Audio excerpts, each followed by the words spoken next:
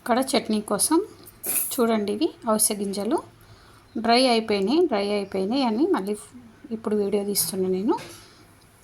చట్నీ కోసం పల్లి చట్నీలో మీరు లైట్గా వేసుకోవచ్చు, ఎందుకంటే అవిసె గింజలు చాలా మనకి వంటికి మంచిది కదా.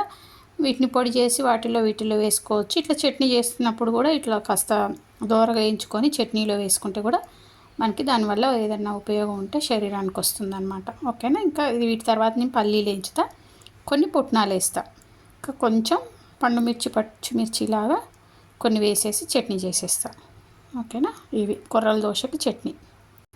చూడండి, పల్లీలు అవిసె గింజలు కొంచెం ఒక్కసారి ఒక పట్టు పట్టినాక కొన్ని పుట్నాలు వేస్తాయి, ఎందుకంటే అవిసె గింజలు సన్నగా ఉంటాయి కదా, మళ్ళీ మెదగవు, అందుకని.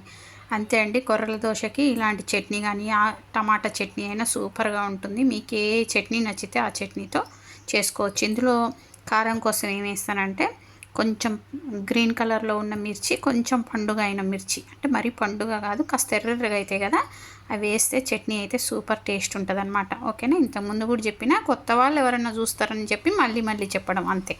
ఓకేనా. Thank you. దోశ ఎలా వచ్చిందో చూడండి. ఓకేనా. చట్నీ ఎందుకంటే అవిసె గింజలు వేసినా కదా, కొంచెం కలర్ అలా ఉందన్నమాట.